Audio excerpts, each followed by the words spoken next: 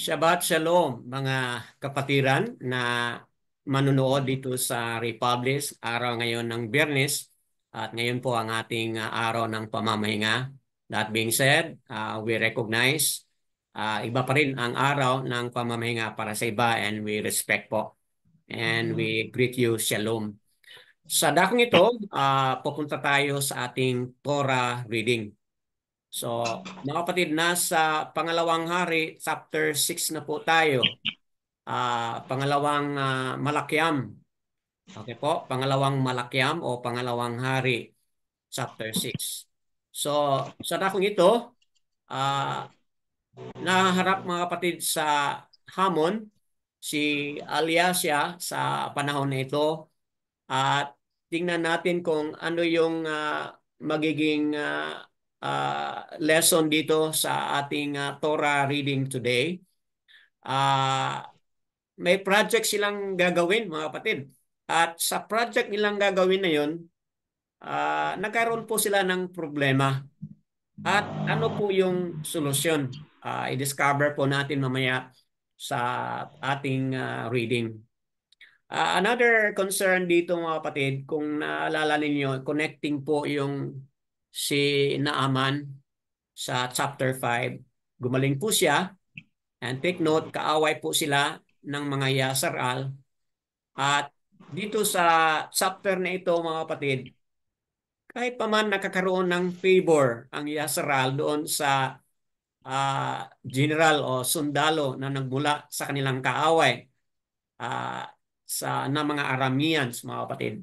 Pero sa chapter na ito, discover natin kung nakakaroon ba ng pagbabago yung relationship po ng Arameans at Yasaral, mga kapatid. So, discover natin kung nakakaroon ba ng pagbabagong yugto doon sa relationship between Arameans at Yasaral, mga kapatid. So, and then towards the ending, tingnan po natin mga kapatid kung ano yung nangyari kay Aliasya. Okay? Parang almost po, parang almost tragic ending. But abangan natin as Brother Ron, mga kapatid, ay magbasa. Then pagkatapos niyang basahin, pagbulay-bulayan din po natin itong isang chapter nito. Go ahead, Brother Ron. Proceed with our reading sa ating Torah sa hapon ito. Shabbat Shalom po sa lahat. Yes, Shabbat Shalom. Okay na po yung boses ko. Opo, go ahead, Brad. Loud and clear. Okay. Melakim, ikalawang Melakim, chapter 6. And the sons of the Nebim said to Elisha, see the place... Aliasya po, brother. Aliasya. Sorry. Okay na po. See, the place where we dwell with you is too small for us. Please, let us go to the Jordan and let every man take a log from there, and let us make there a place to dwell. And he answered, go. Then the one said, please undertake to go with your servant. And he answered, I shall go. And he went with them, and they came to the Jordan, and they cut down trees.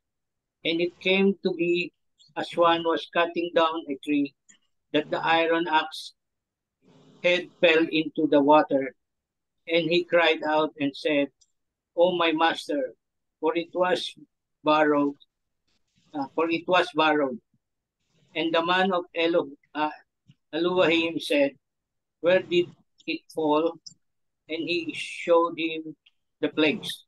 And he cut off the stick and threw it in there, and made the iron float. And he said, pick it up. And he reached out his hand and took it. And the sovereign of Aram was fighting against Yasharal, and took counsel with his servant, saying, my camp is in such and such a place. And the man of Elohim sent to the sovereign of Israel, saying, Be on guard. Do not pass this place, for the Arameans are coming down there. The sovereign of Israel then sent to the place of which the man of Aluahim had spoken to him, and warned him so that he was on his guard there not once and not twice. And this greatly troubled the heart of the sovereign of Aram. And he called his servant and said to them, Declare to me, who of us is for the sovereign of Israel? And one of his servants said, None, my master, O sovereign. For Elisha, the Nabi, who is in Israel, declared to the sovereign of Israel the words that you speak in your bedroom. And he said, Go and see where he is, so that I send and get him. And it was reported to him, saying, See, he is in Dothan. Tama po ba?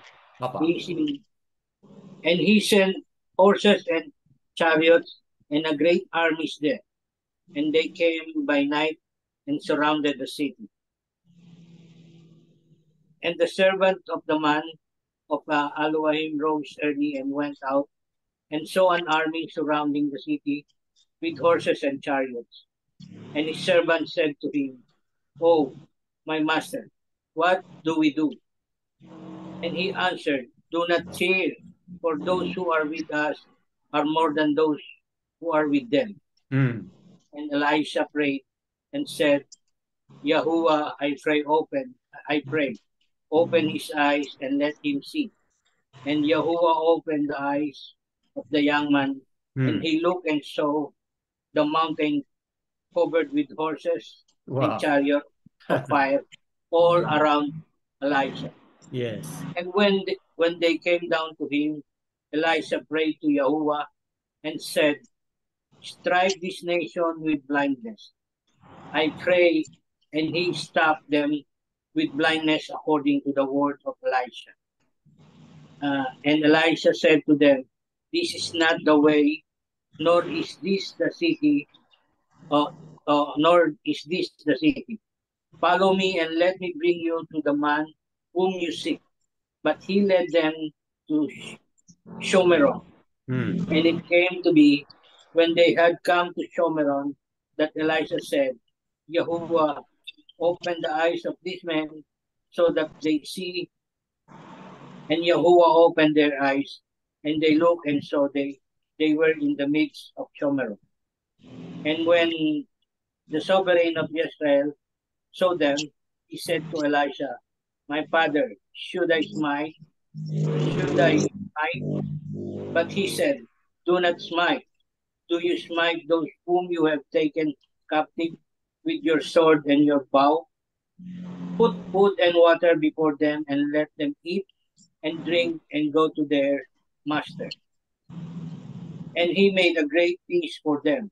And after they ate and drank, he let them go and they went to their master. And the bands of Amarian raiders came no more into the land of Israel. And after this, it came to be that Ben-Hadad, the sovereign of Aram, mustered all his army and went out and besieged Shomeron. And there was a great scarcity of food in Shomeron. And see, they besieged it until a donkey's head went at 80 pieces of silver, and 1/4 of a cup of dough dropping for 5 pieces of silver. And it came to be, as the sovereign of Israel was passing by on the wall, a woman cried out to him, saying, Help, my master, O sovereign. And he said, If Yahuwah does not help you, where do I find help for you? From the threshing floor or from the winepress? And the sovereign said to her, What is troubling you? And she answered, This woman said to me, Give your son and let us eat him. Today and tomorrow we eat my son. So we cooked my son and ate him. And I said to her on the next day, give your son and let us eat him. But she has hidden herself. And it came to be when the sovereign heard the words of the woman that he tore his garment as he passes by on the wall. The people looked and saw the sackcloth on his body underneath. And he said, Elohim, do so to me and more also, if the head of Elisha, son of Shaphat, remains on him today. And Elisha was sitting in his house, and the elders were sitting with him. And the sovereign sent a man ahead of him. But before the messenger came to him, he said to the elders, do you see how this son of a murderer has sent someone to take away my head? Look, when the messenger comes, shut the door and hold him fast at the door. Uh, is not the sound of his master still behind him? While he was still speaking with them, then see the messenger came down to him. And he said, Look, look, this evil is from Yahuwah. Why should I wait for Yahuwah any longer? And Elisha said, hear the word of Yahusha that said, I mean, sorry po. Okay, hanggang Even, dyan lang po. Dyan lang po. Maraming tama pala. salamat. Yadayawa po. Maraming salamat, Brother Ron. 33 ng mga talata. Nabasa po ni Brother Ron. Pangalawang hari or Malakim o Malakiam, mga kapalid. Chapter 6. So, kanina sa introduction ko po, nasabi ko po na nagkaroon po ng project sila Aliasya bilang tugon ng mga anak ng mga nabyam o prophets, mga kapatid. Dahil kulang na po ang kanilang lugar, so ano kanilang project? Kukuha po sila ng kahoy. So yun ang kanilang solusyon. Habang ginagawa na nila, ano yung problemang nangyari doon?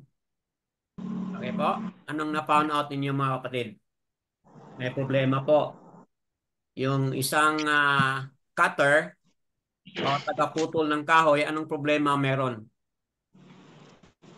Nagputol po yung kanyang tumalsik yung kanyang yung axe head niya. Opo, yung axe Yun head ang kanyang ay palakon. opo, yung kanyang palakol ay ah, fell out po at nauhulog doon sa river, no? At ayun, sumigaw itong young man. At ano yung solusyon na naibigay ni Alyasya rito? Very simple, no? Very simple solution. Okay? So natugunan. Anong ginamit niya po? Very? Anong ginamit niya? Just a stick. Verse 6, no? Tingnan mo verse 6. Isang stick lang po. Itinapon doon sa kung saan banda nahulog yung axe head. Tapos lumutang po yung axe head na yun, yung palakol lumutang. So, yan, may problema pero may solusyon. Okay po?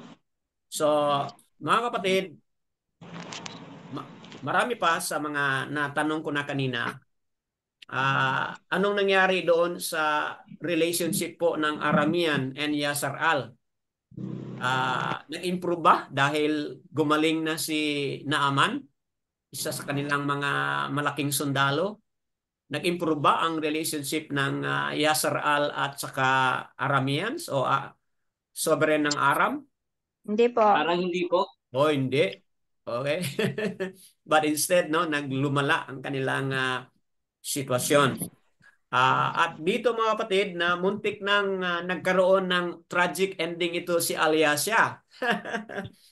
Pero anong nangyari? Natuloy ba yung tragic ending? Hindi po. Binulat po ni Yahuwah yung niya, yung kanyang army. Opo. So, tingnan mo itong young man, Brad, no? Takot na takot siya kasi paggising niya sa umaga, ayun, nandoon na, naka-plaster na o naka-position na yung mga horses, chariots, ang daming mga sundalo, surrounded na sila. Pero anong ginawa ni Aba dito sa pamamagitan ni Alyasya? No, may solusyon pa rin. Okay? May solusyon pa rin mga kapatid. So, ang daming mga senaryo dito, may mga problema, may mga challenges, at risk na po yung buhay ni Alyasya. Pero mga kapatid, nandoon pa rin yung protection, nandoon pa rin yung kalooban ni Abya Ua, hindi pa rin na-overpower ng mga kaaway ni Alyasya ang kanilang gustong gagawin. Okay po? So, ayan, I'd like to stop from there. At least nakakaroon na po kayo ng bird's eye view kung ano yung ating nabasa, may mga problema, may mga solusyon. At risk yung buhay, pero nandoon pa rin may protection si Abya Ua, mga kapatid. So, I'd like to stop from here and then bigay natin kang Brother Ron. Siya man kasi yung nagbasa, so baka may mga precious siyang mga nakuha na mga aral at makinig po tayo. Go ahead po, Brother Ron. Brad Danny, Opo. ang ah, ang naintindihan ko po sa binasa ko is kung sino man po yung mga tao Opo. na nagbabalak na gumawa ng masama Hmm. sa alipin ng ni Aba Yawa, Opo. si Aba Yawa po hindi magkukulang ng proteksyon. Hmm. Yung pong kanyang pagtitiwala kay Aba Yawa, sinasagot po or tinutugon ni Aba Yawa. Yes. Katulad nga po nung nakita nung isang batang sundalo o Hmm. yung paano ni Elisha na nakita niya yung mga kabayo at saka yung chariots nakapaligid na sa kanila. So, normal po siya na matakot kasi Opo. hindi po siya si Elisha. Hmm. So, nung maano yon sabi sa kanya ni huwag kang matakot. Tignan mo yung mga, tumingin ka sa mundo at nando na lahat. Kung sila man ay pinapalibutan ng mga army ni nung kanilang kaaway, Opo. yun naman pong mga galing sa langit ang kumbaga galing sa langit yung kakampi nila Opo. na wala pong mas makapangyarihan kundi yung pong mga inuutusan ni Aba Yawa Wow. upang sila ay proteksyonan. Ang ang ang take out ko lang po dito talaga, basta po lang tayo magtiwala, hindi po magkukulang si Aba Yawa. Hmm. Kung ano man po ang abutin natin, ialay po natin sa kanya lahat. Kung ano man yung kalooban niya sa atin, huwag po tayong ma-discourage, huwag tayong katulad ng sinabi niyo, don't envy kung yung mga gumagawa ng masama hindi pa uh, binibigyan ng judgment or hindi pa pinipigilan yan, no? Lalo na sa panahon natin. Huwag po tayong mawalan ng loob. Opo. Ang hindi po pagkibo ni Aba Yawa, hindi ibig sabihin tinatalikuran niya na tayo o hindi niya na Opo. tayo Hmm. inaalagaan o pinoproteksyonan. Maaring pong sa ating magkakapatid, mayroong magkakasakit na, pero hindi po yun ang hindi po yun ang dapat nating gawing basihan Opo. para tayo panghinaan ng loob. Hmm. Ang talaga pong dyan is yung buong pagtitiwala, wag niyong kakalimutan. Dahil hindi natin kayang sukatin ang kakayahan ni Aba Yahuwah. Kung ano man po ang problema natin dito sa mundo, wala pong anuman sa kanya yan. Tama. Ganun po dapat ang pagtitiwala natin na walang anuman sa kanya kung ano man yung problema natin. Sa tamang panahon niya, yung sa kalooban niya, kaya niyang alisin lahat kung ano man ang problema mo. Basta ipagkatiwalaan po lang natin yung ating buhay, yung ating kaluluwa, kaya ba Yahuwah, at saka sa kanyang bugtong na anak na Yahushua Masaya. Yung pong pagtitiwala ang dapat pong wag mawala sa atin. Opo. Kasi lahat naman po tayo lilipas lahat dito sa ano. Tama. Hindi rin po natin alam kung paano tayo lilipas o paano tayo pagpapahingahin.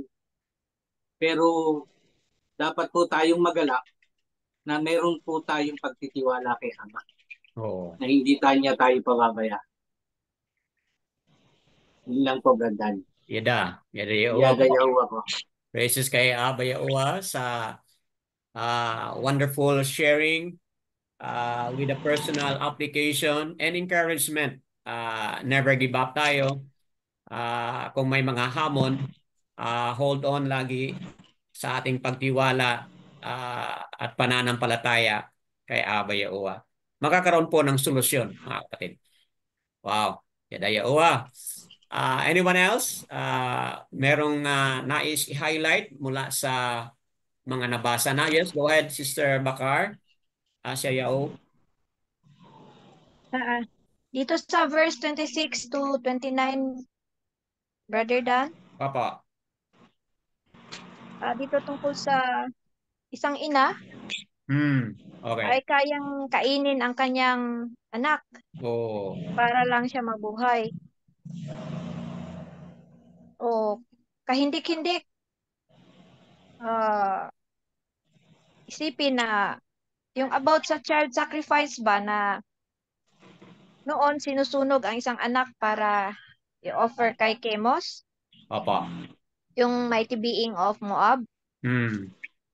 Pero dito, ang ina mismo ang pumatay at kumain sa kanyang sariling anak Hmm. dahil sa gutom. Ito palang pangyayaring ito ay na prophesy na ni Masya Hmm. dito sa Deuteronomy 28 verse 47 to 57. Ah, nabanggit dito ang tungkol sa pagkain sa sariling anak Oh. sa verse 53. Nag-prophesy na si Masya sa verses na ito na mangyayari ang mga karumal-dumal na pangyayari sa if Yashar will not obey Yahusha's law. Oh. Masya spoke of defeat by foreign armies, of hunger, and even cannibalism. Ito yun na nga na kinakain nila ang sarili nilang lahi. At naguluhan din ako dito sa hinging tulong ng babae kay Haring Yahuram sa verse 26. Hmm. Ah, sinabi dito na and it, and it came to be as the sovereign of Yasser was passing by on the wall, a woman cried out to him saying, "Help, my master, a sovereign." Nagpatulong siya dito kay Yahuram.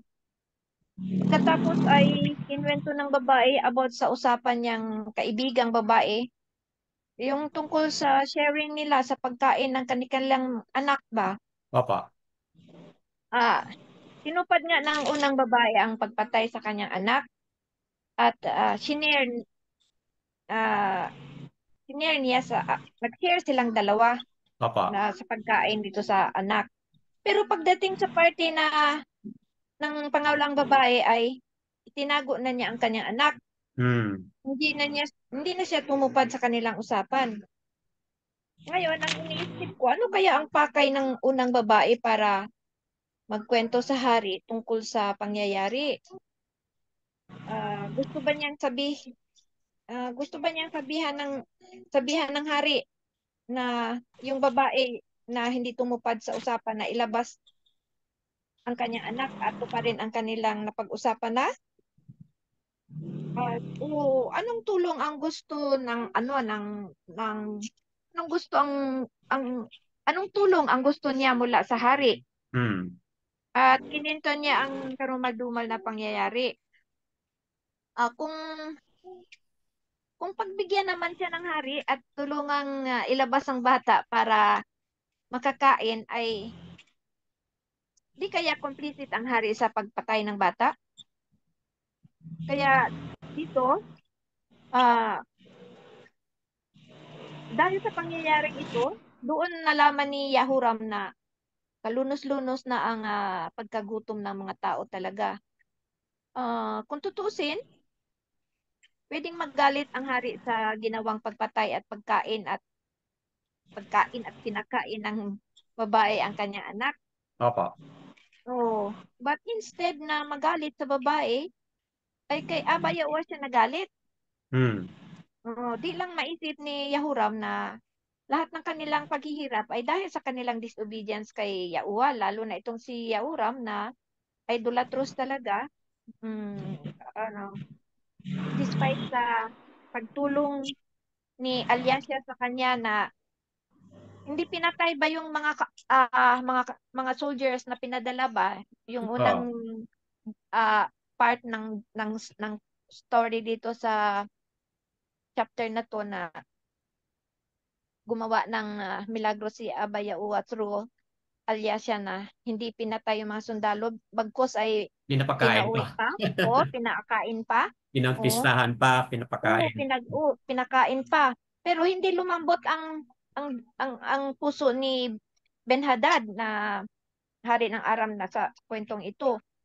Bagkus ay nagbalak na naman na salakayin itong kaya nangyari nga itong siege of Syria, na pinalibutan sila ng hindi nakalabas yung mga taga Syria sa kanilang kalagayan. Kaya nga nagkaroon ng itong matinding gutom.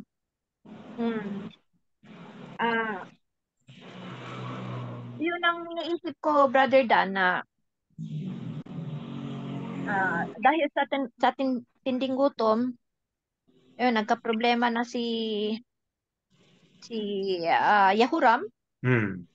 ah, sa at yun na nga, at dito rin dito lang muna, Brother Dan, ako mamaya na yung sa verse 31 ko sasabihin. Yun ang pinagtaka ko na na hindi malaman ni Nahuram na kinuwento sa kanya ng babae ang tungkol sa kanyang anak. Ano bang gustong ipalalabas niya na problema niya sa Hmm. kay Haring Yahuram. Yun lang po, Brother Dan. Opo. Thank you, sister, no? Sa Sister Bakar Asayao. May concern po kayo rito. At ano kaya, no? Ano yung motibo ng babae sa kanyang pagkwento at ano yung kanyang nais na mangyari. Okay? Mm. Ah, at dito, tingnan natin naman yung response ni Yahuram. He tore iba? He tore his robe at Opo. his garments. At yun, no, kung ano yung ibig sabihin ng kanyang gawa, he tore his garments as he passed by on the wall, and people looked and saw the sackcloth on his body underneath. So, Mm. kung tingnan mo yan, greatly affected si Yehoram, hari ng Yes. Yasaral. Yes po. But tama yung punto mo na may galit din po siya kay Alyasya. Mapais ka ba di first? Shakti Mm. reading. Apo, may galit po siya kay Alyasya Ay, at so, sa kanyang galit,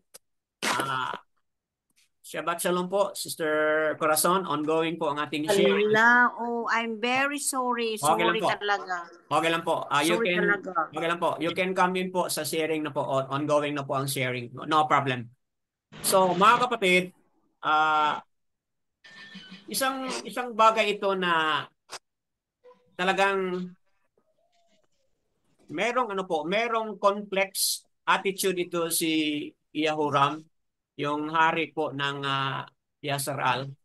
Meron po siyang complex problem o complex attitude na mahirap mong maintindihan. Nagluksa nga siya, nag-mourn nga siya, but on the other hand, nandoon pa rin yung kanyang galit kay Alyasya dahil nga sa pinapasauli lang nila yung mga sundalo at Yes po. pinaghandaan pa ng pagkain, mga kapatid. Mm. At dito, nagtangka pang patayin ni sinong nagtangka ng patayin si Alyasya rito? Si Yehoram. Si Yahuram. Yehoram. So, ayan mga kapatid, no? Talagang ano yan? Pusong bato? ang meron dito kay Yehoram, mga kapatid. So, let's hear from others po. Ano po ang inyong mga naintindihan? Anyone would like to add? Ano pong naintindihan ninyo doon? Anong paliwanag natin doon sa concern or sa hindi masyadong malinaw sa pag-unawa sa kwento rito as highlighted ni Sister Bakar sa Yao? Meron bang magdagdag? Brother Dimitrio, if you have something. Sister Lilieta? Ang akong dugang ana, ang complaint sa babae dito sa hari, tungod kay ang duha ka babae na sila agreement. Opo. May agreement silang duha kay pareha sila dunay anak. Ug sa ilang agreement nga ang ilang anak ilang katayon para ilang kaunon. Kakainin, opo. So, pag-abot sa tama nga panahon, ang usa ka babae wala niya gisunod ang agreement. Kaya iyang gitawag ang iyang anak. So, niagi ang hari o ang babae nga isa nisumbong siya sa hari tungod sa gibuhat sa usa ka babae nga wala mutuman sa ilang agreement. So, ang gusto aning babae nga kadtong babae nga isa patas sila ba duha nga gikaon naman nila ilang anak, inalan katong anak atong isa kaunon pod niya nilang duha. Kay mo man to ang ilang agreement. Murag mao ni siya ang tuyo niya nga nagtawag sa usa ka hari aron hatagan sila og husay. So pero wala mo hatag ang hari og aksyon.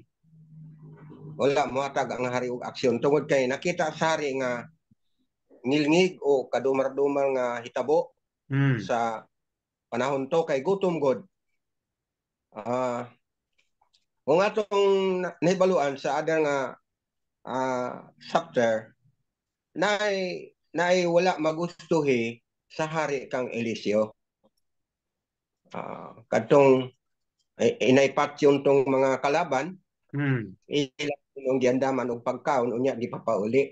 Tama. So ang pagtuo sa hari nga hinungdan sa kalisod, gutom nga niabot sa ilahang nga lugar tungod sa gibuhat ni Eliseo. Okay. So mao na siya murag ang kahimtang sa mga katawhan o kahimtang sa Israel adtong panahon na ang hari nagtuo siya nga ang hinungdan mao si Eliseo tungod kay wala niya gituman o iyang gitagaan og kanang mayong nga treatment ang mga kaaway. So mao to nga nagka-desisyon si ang hari nga patyon nila si Eliseo. Pero kung wala man to natapos ang pagbasa kay chapter 7 raman chapter 7 raman continuation pa po.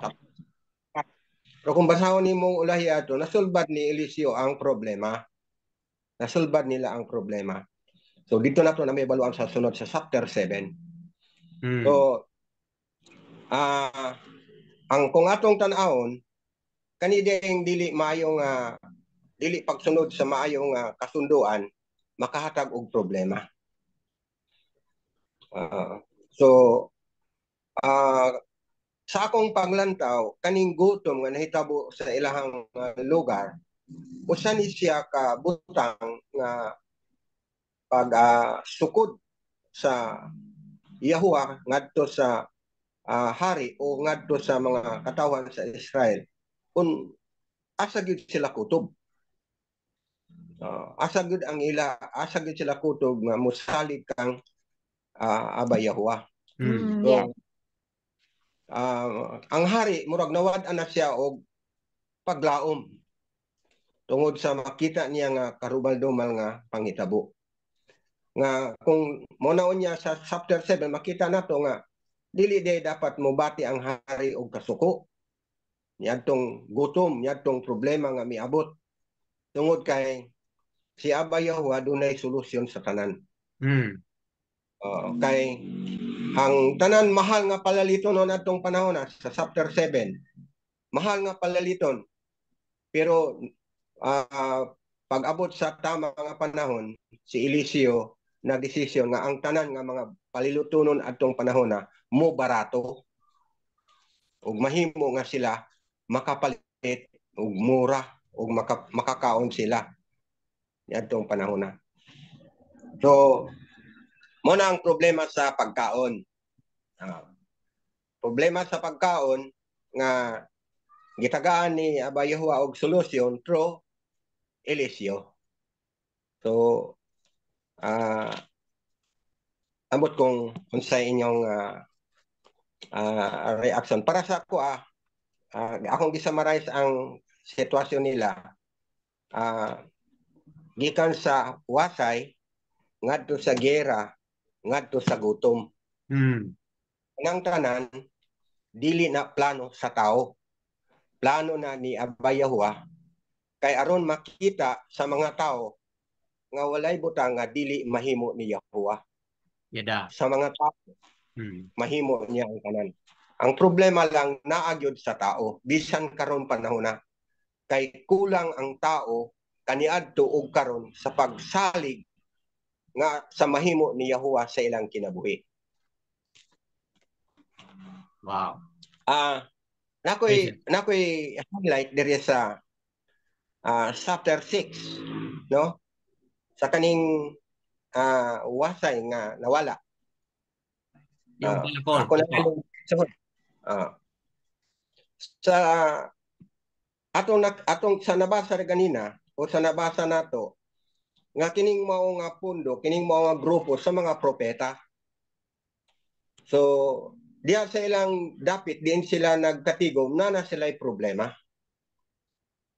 So bilang leader nila si Eliseo nangayo sila og permisyo ka Eliseo nga tugutan sila nga moadto sa sapa sa Jordan aron sila mamutol og kahoy kay guot na ang ilang puy-anan og kinahanglan sila og another nga puloy-anan. So ang pag-abot nila dito, so ang maayo din kay kini nga mga propeta uban kay Eliseo is nagkasabot, nagkauyon.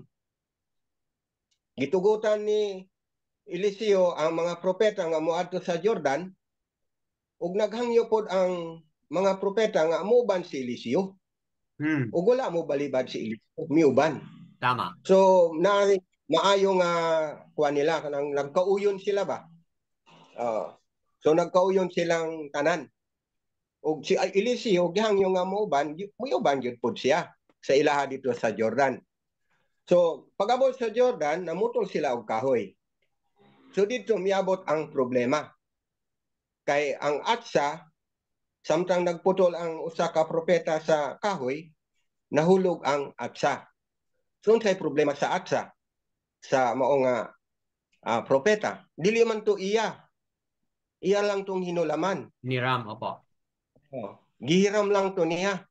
So unsay iyang ikauli kay wala nang atsa. So mao to nga nangutana si Eliseo asa nahulog ang atsa.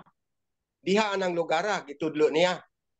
Pagkatapos nagputol si Eliseo og kahoy. Ug giit siya dito sa dapit din nahulog ang atsa. Ug ang atsa nilutaw uban sa kahoy. Tama. So nag-ingon si Eliseo, punita dayon. So ang prophet nga nagkuan iya dayon gipunit, wala dayon niya gilangan-langan, gipunit dayon niya. So dito nasulbad ang ilahang problema sa at sa nga nawala. So nabay puthaw nga mulutaw. Wa man yoy puthaw nga maglutaw, gawas lang siguro sa barko kay nay makina. Pero kanang siya nga mahulog, dili na mulutaw sa tawhanon lang pamaagi. Kung dili si Yahuwah nagpakita sa iyang gahom, nagpakita sa iyang milagro to Eliseo. Rason kay si Eliseo nangayo siya og gahom gikan kang Elias. So gihatagan siya og gahom ni Aba Yahuwah nga aron makita ang milagro ug aron makatabang siya sa dunay mga problema ni adtong panahona. So ang maayo dinhi nga kung ang kada usa-usa diha sa grupo nga bisan unsa kadako sa problema, kung da sila'y panagiusa, mahimo nga ang problema magaan, masayon. Kay wala man bahin. Pareha sila og pagtuo. Wala man ingon nga dili ko. Ang tanan uyon man command ni Eliseo, ni uyon sila tanan. So hinungdan nga sa ilahang side sa propeta nasulbad ang ilang problema kay silang tanan nagkausa diya sa pagtuo, pagsalig ug pagsunod sa gusto ni Yahuwah nga mahitabo sa ilahang kinabuhi. Ang pangutana kaniadto man ni nahitabo dili ba? Mahitabo ba ni sa atong journey karon? Kamo nga mga kaubanan akong Yahuwah believer, nahitabo na ba ni sa may posibilidad ba nga mahitabo ni sa atong panahon karon? So kung walay mutingog, Yahuwah. Mahitabo, pwedeng magmilagro gyapon. Pwedeng mayroong milagrong mangyayari kung gugustuhin ni Aba Yahuwah talaga. Pero yun itong lumutang na ewan ko lang kung mangyayari. Pero ibang mga milagro, meron talaga tayong makakita mga milagro sa mga experience natin sa araw-araw na na tayo lang ang alam kung anong milagro ang ginawa ni Aba Yahuwah sa buhay natin. Okay. Maganda yung sinabi mo. Gusto ba mo maminaw og milagro nga nahitabo mismo sa ako sama sa nahitabo sa Eliseo? Opo. Yes. Kini na problem niabot ni sa ako atong mag-graduate ang akong anak nga youngest sa USP. Ang problema nila Sabado to naghangyo ang mga bata nga moadto sa sapa. Si Brother Dan nakailaan ng sapa nga talumo. Kanang sapa nga talumo. River po, river. River. Atulad sa nangyari kay Eliseo sa river sapa. Ingnan ako sila, sige, pwede raman mo maligo. Kay karon sa so pwede raman mo adto og talumo. So short nga istorya, nahulog ang pustiso sa akong anak dito sa talumo. Tinuod na siya nga nahitabo kay dili ko musulti anak kung dili siya tinuod.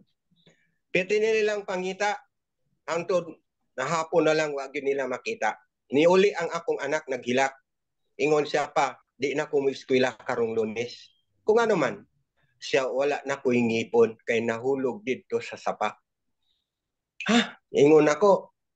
So, nangutan ako sa iya, naakabay pagtuo nga kadtong pustiso wala maanod. Ingon siya pa, nagtuo ko nga ang pustiso wala maanod. Pero ang i-declare sa mga tao dito sa Talumo, naanod na gyud. Pero siya nag-declare nga wala pa gyud maanod. nagtuo siya nga wala pa manod. So nagingon ko siya, kanang imong pagtuo makasulbad na sa imong problema nga mahimo kang maka-eskwela karong Lunes. Si ingon ko, gabi naman karon dili na nato pwede adto nya ugma Domingo dili man nato pwede adto og Domingo kay magsimba man ta human sa simba nato adtoon. So mo to ang istorya. Pag kagabi ingon ko mag-pray ta nga ma-provide ang panginahanglan sa gamit kay tubig man. Dunay kaibahan kay Eliseo kaysa naitabo sa amoa. So, nagpray ko anang gabi. Ingon ako, amahan, nagkinanglan ko sa imong tabang kay dunay problema ang akong anak kay nawala iyang pustiso. Kung nahitabo man sa panahon ni Eliseo, so nahitabo sab karon. Gusto na ako nga kadtong nahitabo kang Eliseo nga milagro mahitabo pod karon. So nangayo ko siya og guide, unsa ang guide nako ngay moon, wala ko'y antipara aron makita. So anang gabi nga natulog ko human ako sa prayer, ang tanan guide gihatag ni Aba Yawa. Dili pa ko Yawa believer ato, pero man ang gingon ako sa una nga nagkalahi-lahi ang atong sistema sa experience. So gitudluan ko niya na ay antipara diha sa imong silingan. Adtuwa ugma, pero ingon siya alas 12 human sa paniud to adtuon niyo sa talumo. So una, nasulbad to. Ikaduha, ang instruksyon, katulo nimo sa lumon. Unya, surbihon nimo dito sa ilalom kay dunay bato nga nag-cross nya dito tong kuan sa sulod sa bato nakasuksok. Susihon usa nimo. Gisusin ako to, pirmirong ikaduhang saum. Pagka ikaduhang akong saum, nakita na nako ang pustiso nga naipit dito sa may bato. Wow. Tunga na sad ko. So pagtunga nako, mao toy last kay ang instruction kinanglan ayuhon nimo kay kung musipyat ka maanod. So nakita na nako asa nako siya gunitan. So gisunod nako ang instruction tanan. So nakuha gyud nako ang pustiso. Wow. Yadayo. So pag adto nako sa taas, ingon nako pa naa na ba ang pustiso? Ingon nako naa na. Gisunod nako ang instruction sa atong amahan. So, gipakita nako siyang pustiso. So lipay siya. So mo nang gingon nako kay halos sa tanan ang nahitabo diri sa Biblia sa mga prophet sa una, bisan sa mga apostol na naagi-agian na ni nako. Tungod kay naa sila na instruction si Aba Yawa nga dapat nato sundon. Nasulbad ang problema.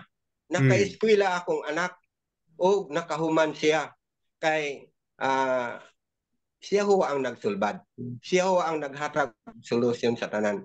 Mo nang moingon ko nga ang pattern nato sa tanan nga problema nato, sa tanan buhaton nato, naa sa unang mga propeta, naa sa mga apostoles.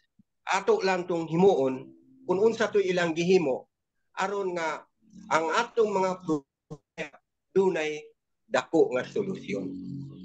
Kay sa akong kabahin sa una pa wala gyud butang nga dili niya mahimo. Mahimo niya ang tanan.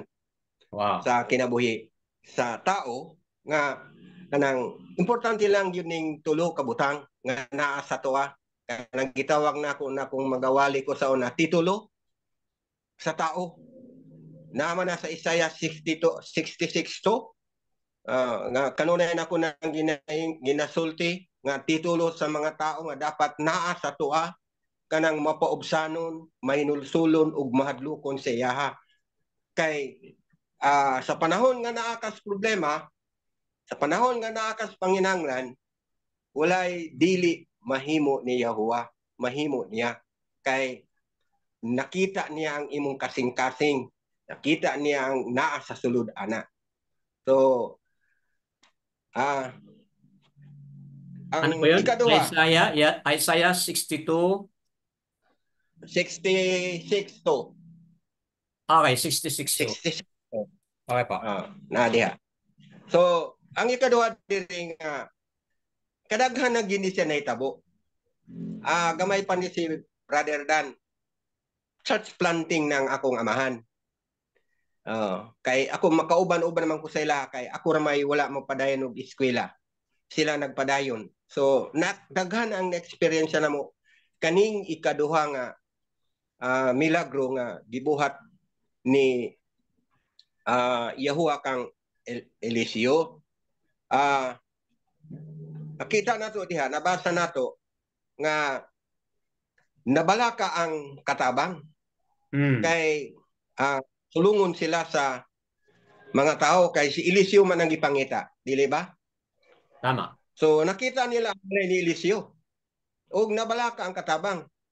Pero giingnan ni Eliseo ang katabang, ayaw ka kabalaka kay mas daghan, kung daghan sila mas daghan ang niya sa tuwa. So gipakita ni Eliseo ug nangayo siya sa amahan nga ipakita sa iyang katabang ang gadaghanon sa naa sa ilang palibot. So nakita niya nga mas daghan yun kaysa kaaway. O kini nga punto sa panahon namo sa una, nahitabo gyud ni siya among panahon. Dili lang kay katulo ka upat, pero usa lang ang akong i-share sa inyo ha. Nga gilibutan mi sa napulo ka tawo diha sa among balay. Gitawag na sa parsonage. Si Papa, si Mama, ug ako tulo lang mi. Pero ang tao nga nagpalibot sa mua, napulo ka buok kay order nga patyon mi kay nakadisturbo mi sa ilahang ministry, sa ilahapon nga lugar. So, pila ra istorya, nakita na mo ang mga tao armado. Na sila'y mga baril, na sila'y bangkaw, na sila'y sundang kay misyon nga patyon jud mi. Pero natingala mi kay dili man sila mo duol. Nagulat mi nga mo duol sila sa mua.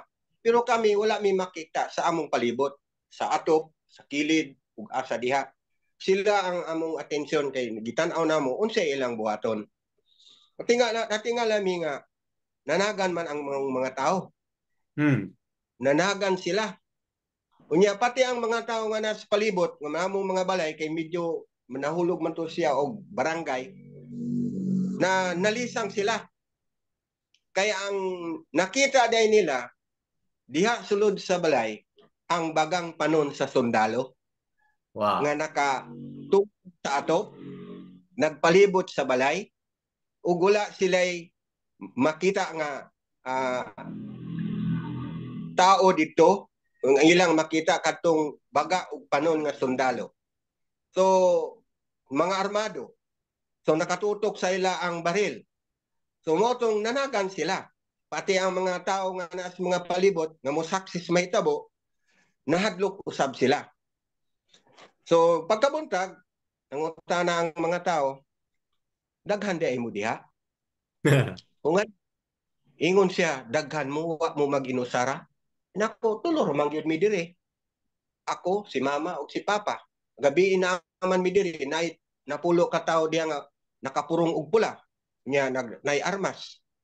Nagsugan siya nga kamo ang pakay adto kay patyon mo tugo sa dato.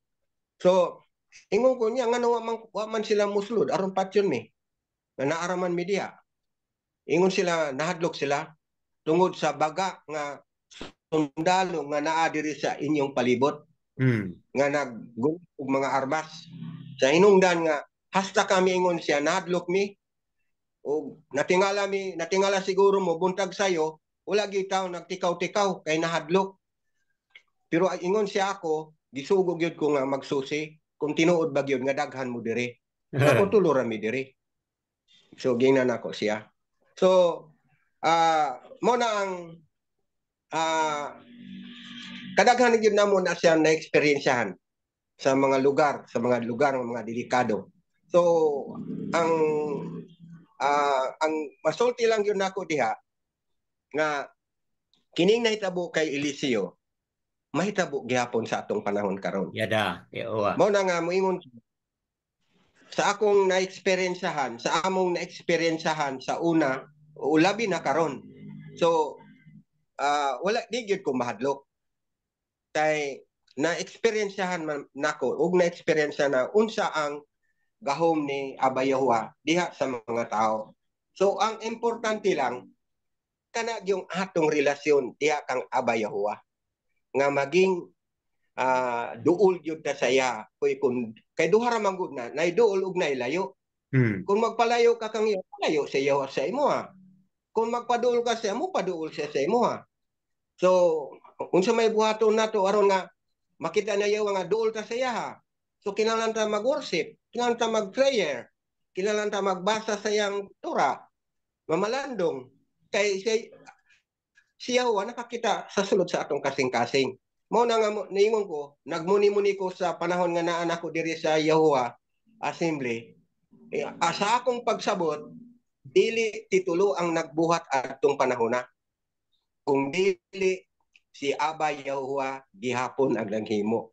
Ug karon iya lang gikompleto nga naa ko sa Yahuwah Assembly.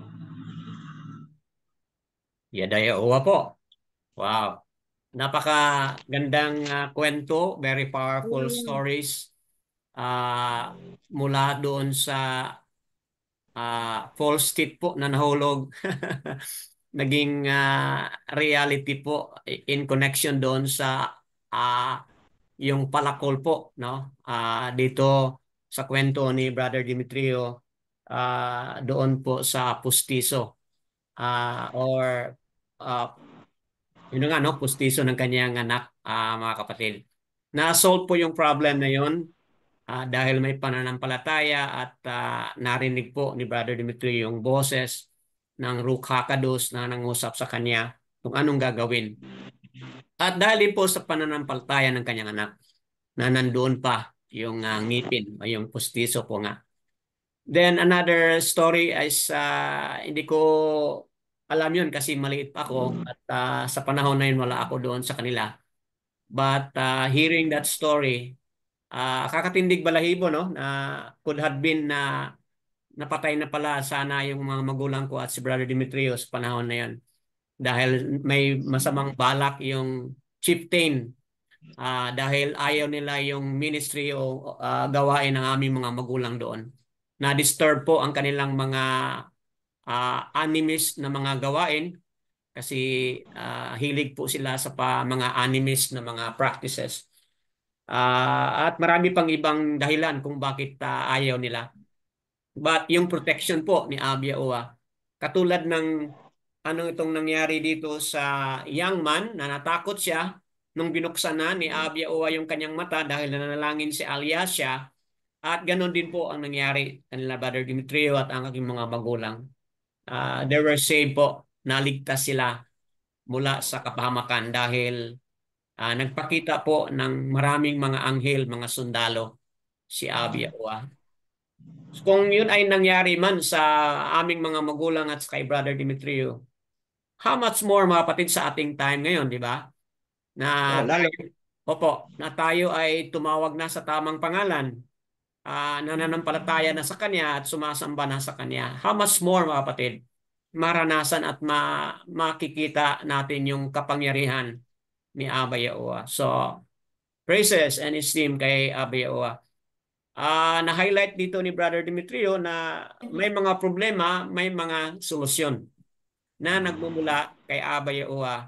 Nangyari noon at pwede pang mangyari ngayon, may susolusyon din po. Pwedeng magkaiba-ibang mga pamaraan lang, but the solution, the principle is still there. The truth is still there po, mga kapatid.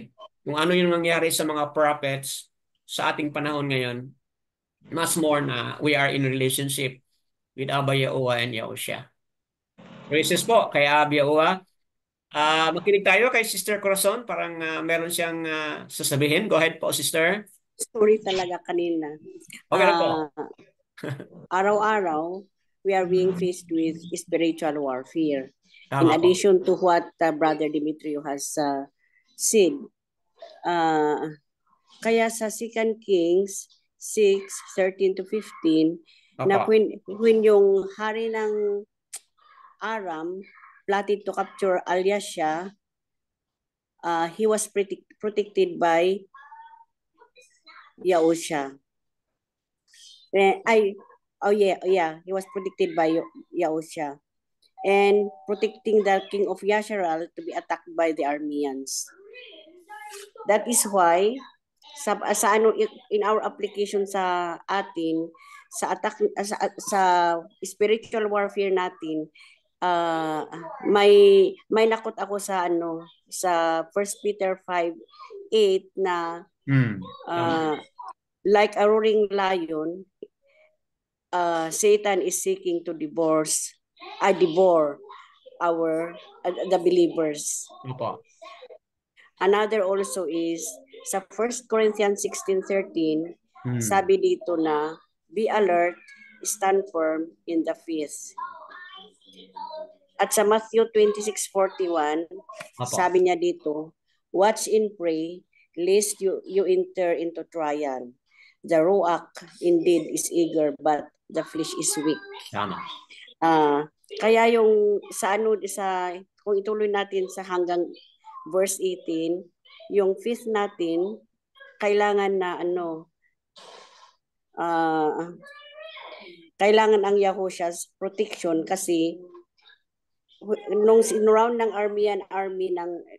army si Alyasha, at sa mga servant niya, yung mga servant became fair na sila, natatakot sila.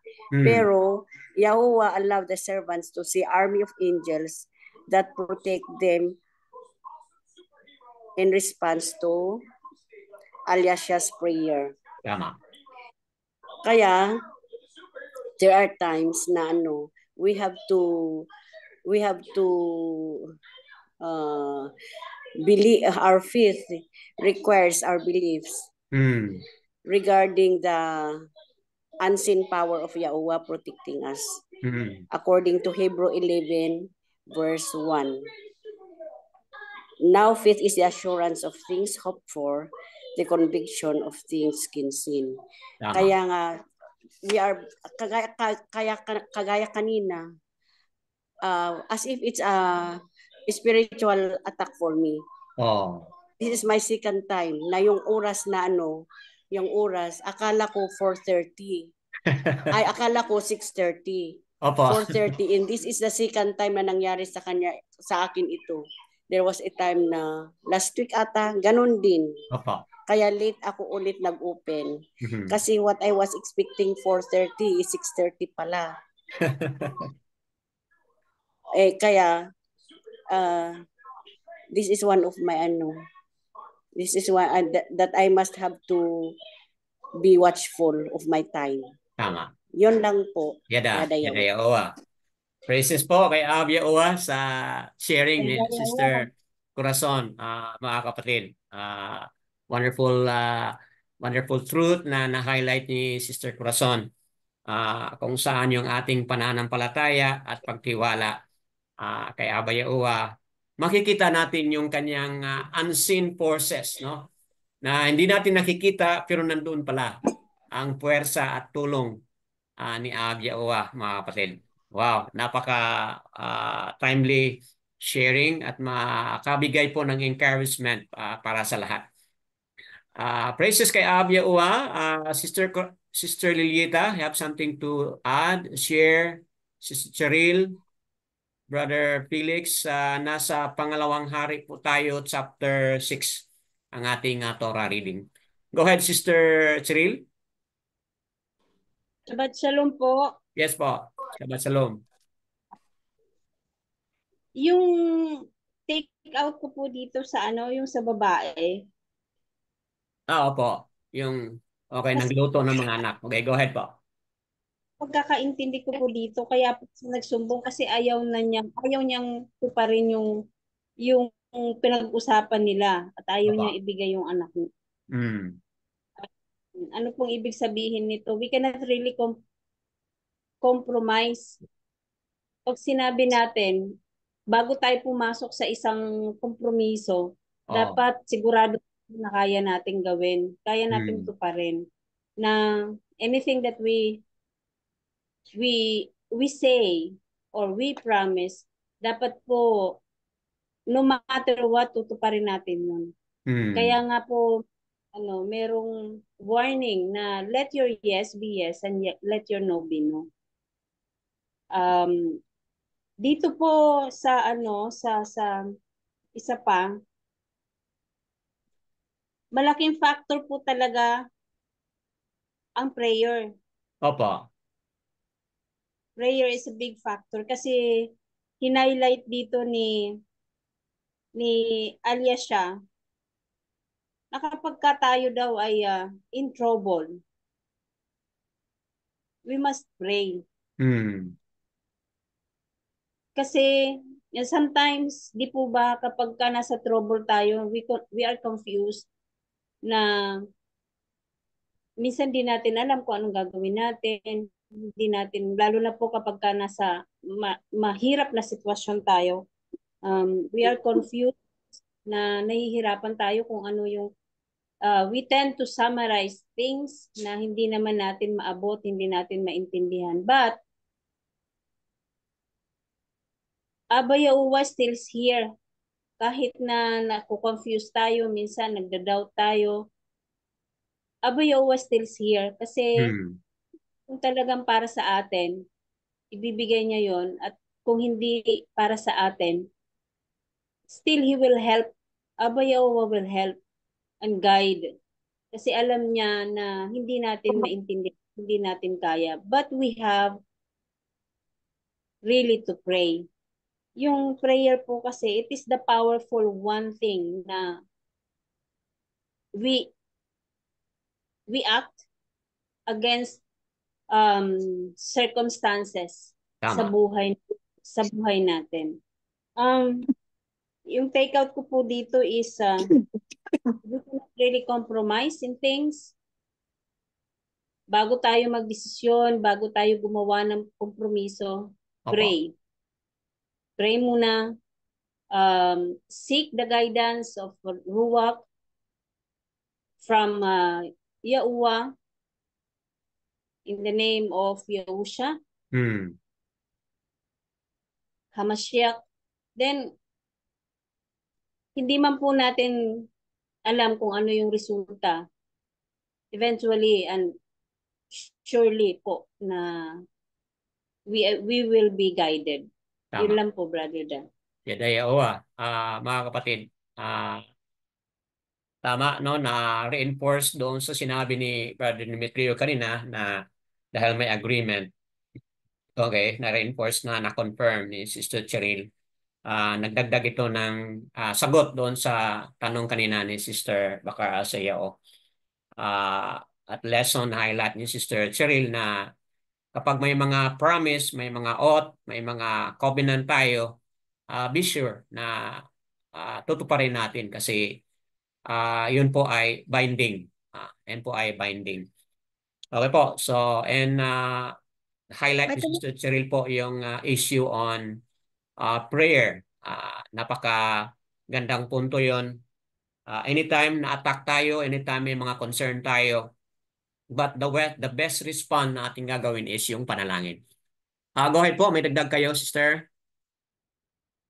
May tanong po ako, yung sinabi ni Sister sister, Diana, go ahead po. may tanong po ako, brother. Yung tanong po, ay yung tanong po kay sister, yung what if kung nakalimutan yung promise po, paano po yung maano kay Aba?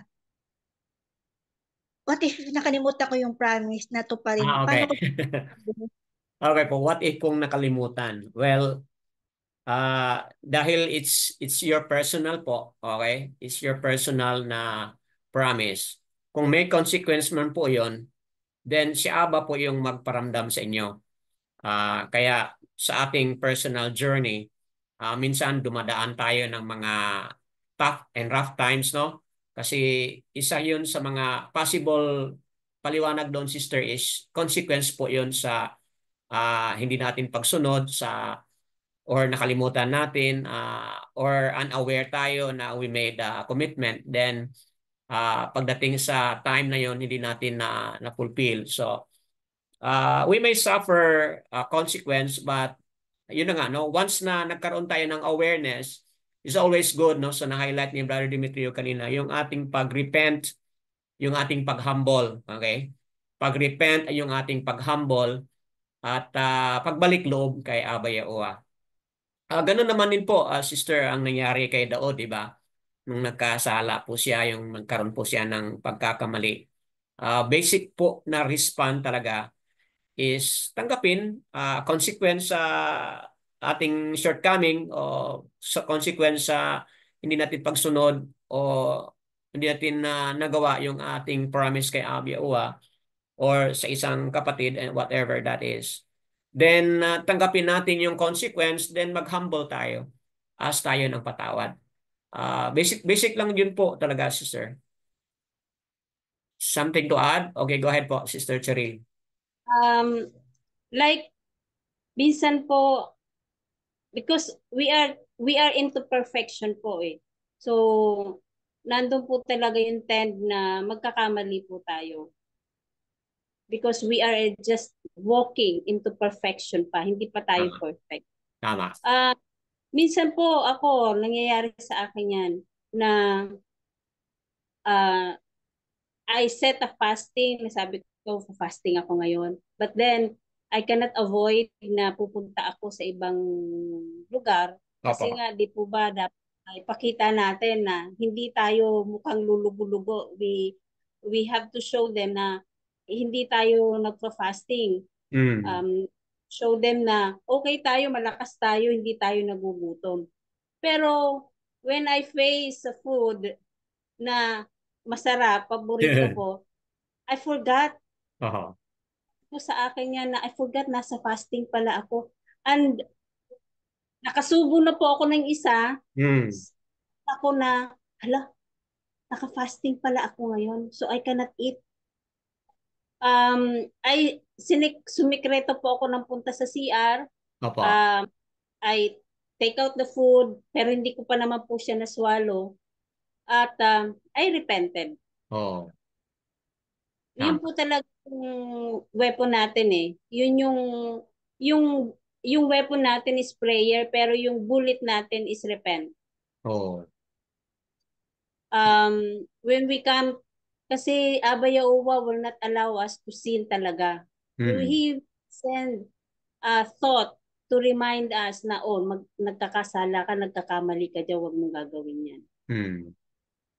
Wow. Perfect example. Yeah. Kasi ayaw po niya na nagkakamali tayo. But we have to be attentive. Palagi po tayo maging attentive sa mga nangyayari sa isipan natin, kung ano mga pumapasok sa isip natin. And we have to make it strain or salain natin kung ano yung dapat na i-absorb ng puso, ng katawan, ng spirit natin, ng ating soul, ng ating actions. At dagdag ko lang din po, Brother Dan, Abba Yahuwah won't slave us. Hindi po tayo gagawin niyang alipin. He will just make us a servant, pero hindi po para sa Kanya. We serve our fellows, para madala natin yung fellows na yon, para magkaroon din siya ng shalom, ng baraka, na kaya nang nararanasan natin ngayon. And we serve, Abba Yahuwah, hindi niya tayo gagawin niya tayong servant, kasi ganun niya tayo kamahal at ganun niya tayo iniingatan. Yun lang po, Brother Dan. Yahuwah. Nais ko pong ipaliwanag yung verse na na-quote ni Sister Cheryl. Matatiao 5:46, Matatiao, Matthew 5:48, Sister Diana. Andito po. Therefore be perfect. Matthew 5:48. Therefore be perfect as your Father in Shemayam is perfect. So yung word po doon ay be. Therefore, be perfect. Kung tingnan po natin, sister, yung grammar doon it is in a progressive po. It is in a progressive. Hindi po yun natapos na, but yun po ay ongoing. Okay po. On process. So yung ating perfection po ay continuous po yun. Striving and working and moving towards perfection po. So, ayan, may pagkakamali tayo, minsan nakalimot tayo, but magandang illustration yung pinakita ni Sister Cheryl Yadayaoa sa dagdag na kasagutan. Let's Thank you. welcome some more. Yes po. Did it make sense, Sister Diana? Opo. Thank you po. Yadayaoa. Can someone, anyone else would like to add some more? Brother Dan, Opo, Sister Bakara Sayao. dito lang po nakita ko sa verse 32, yung last verse ng chapter dito na sinabi dito na, "Look, this evil is from Yahuwah. Why should I wait any longer?" Sabi ito ni Yahuram Opo. na naging impatient siya dito. Kaya siguro gusto niyang pugutan ng ulo tong si Alyasya. Kasi siguro ng advice ito si Alyasya sa hari na hintayin ang tulong ni Yahuwah na matapos na ang gutom sa Samaria. Pero matagalan. Kaya nga sinabi niya rito, why should I wait any longer? Actually, yung famine ay result ng disobedience ng mga Yasha'al at saka yung idolatry ni Yahuram. Tama. Iniisip siguro ni Yahuram na kung nakagawa ng milagro noon si Alyasya, bakit hindi niya gawa ng milagro ang pagkawala ng famine or gutom doon sa lugar nila para maano yung ma-alleviate yung mga suffering ng mga tao. Yun siguro ang naisip, naging impatient si Yahuram na sa inis niya, sa galit niya, na gusto na niyang pugutan ng ulo tong si Alyasya sa impatience niya. Kaya nung sinabi niyang why should I wait any longer, sa next chapter natin malalaman na pinalabas, sinabi na ni Alyasya ang ano sa kanya ni Abba Yahuwah, pinapagawa sa kanya. Yung revelation na mangyayari sa answer sa prayer, answer sa problema sa famine. Yun lang po. Tama. So making connection with Sister Bakara Sayao doon din sa nasabi ni Brother Demetrio kanina at nasabi pa rin ng mga kasama natin Brother Ron. Added to that, nais ko lang pong i-highlight din po na itong sinabi dito sa verse 32 portion, no? Do you see how this son of a murderer has sent someone to take away my head? Look, when the messenger comes, shut the door and hold him fast at the door. Is he not the sound of his master's feet behind him? So itong declaration ito is a prophetic po. At sa sunod na kabanata o chapter, makikita natin it will be said and it will be done in a real actuality po. Yes po, yes. Mangyayari po yan at mababasa natin abangan natin po sa susunod na chapter. So there's an element of expectation po. Ano kaya ang mangyayari sa susunod? Okay po. Will there be one or two more? Meron pa? Magdagdag? Yes. Brother Demetrio, may dagdag po kayo? Nakoy idugang. Papa. Kay nagisgot man ta ganina sa prayer. Prayer is power. Kahit malayo kayo, yung kamay ni Abba Yahuwah mataas, dumating talaga. Sa sakit man, Pwede kayong galingin ni Aba Yahuwah pamagitan sa mga panalangin. Kung tayo ay malapit sa Kanya. Tama. Yun lang importante. Na Wow. tayo ay malapit sa Kung malayo tayo sa Kanya, hindi niya marinig ang prayer natin.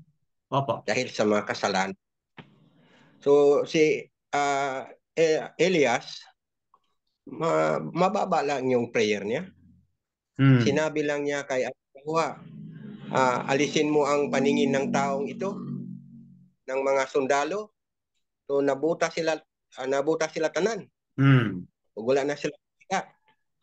O nakahiga yon si Eliseo nga midala kanila palayo. Gikan sa maong lugar. O pag-abot sa maong lugar, gipangayo na po niya kang Yahuwah nga ipakita ng makakita na unta sila. So nakakita na po sila. So ingana ka simple ang prayer ni Eliseo. So nganong ingana man ka simple, di man pareha sa atong inampuan nga tag-as. Opo. Tungod sa kanang sobra nila kasuod ba? Sobra kasuod ni Eliseo kay Aba Yahuwah. So dunay speaker sa una nga nag-ingon, nag-opos siya sa prayer nga taas. Ingon siya, wala na tayo kinahanglan mangayo pa. Kay si Aba Yahuwah nakakita sa atong gikinahanglan. So ang atong i-focus, ingon niya, kanang atong relasyon dito sa iya o kanang pagpasalamat sa iya.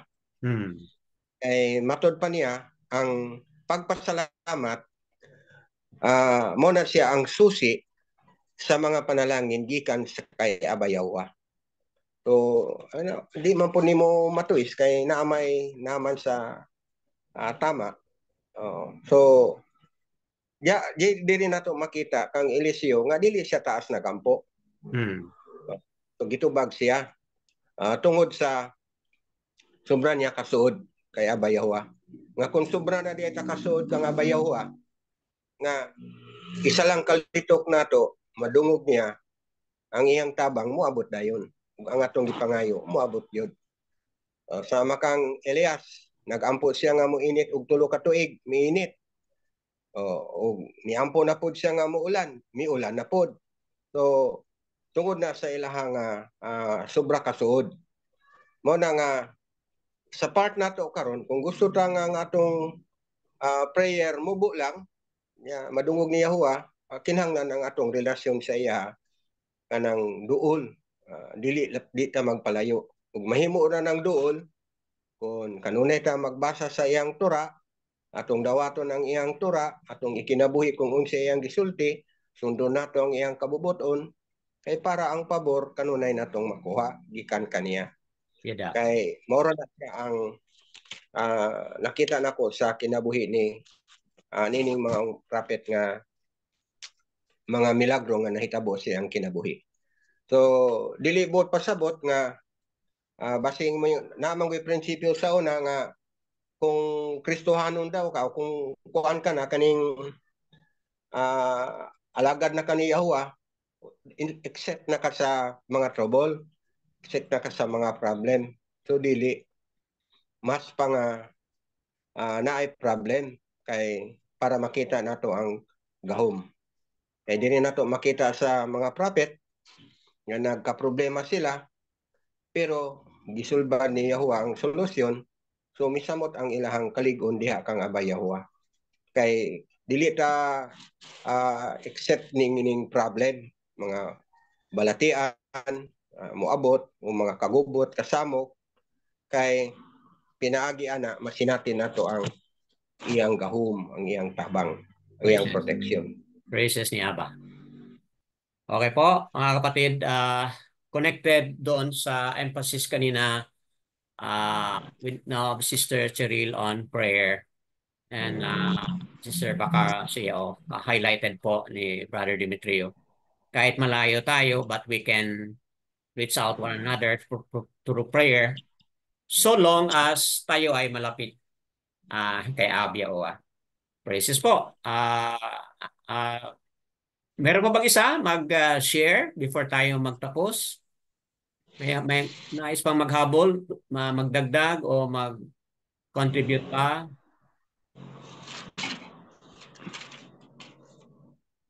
Sister Lilieta, you wanna share something? O Brother Felix?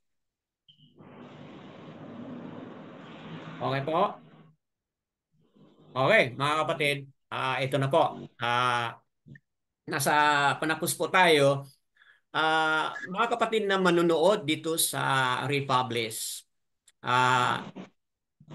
napaka-yaman po ng mga katuruan, mga lessons, itong Malakiam chapter 2, rather, pangalawang Malakiam chapter 6, napakayaman po ng mga katuruan, mga kapatid, related to different problems. May mga solusyon related to danger. May mga unseen power na ipapakita si Abyaua sa pamamagitan ng mga panalangin. When life is at risk po, dapat pala hindi lang tayo matinag, matakot. Nandyan po ang mga sundalo ni Abyaua. Once na mabuksan po ang ating mga mata sa panalangin na yan, makikita po natin na hindi pala tayo ma-intimidate. Kung ano man kalaki, kabigat ang problema, hindi tayo dapat ma-intimidate. Dahil po, ang laki po ni Abyaua at ang solusyon na ipapakita niya ay sure and steadfast po, mga kapatid. So that being said, may Abyaua barak you with the teaching lessons na ito, and all esteem po and praises kay Abyaua.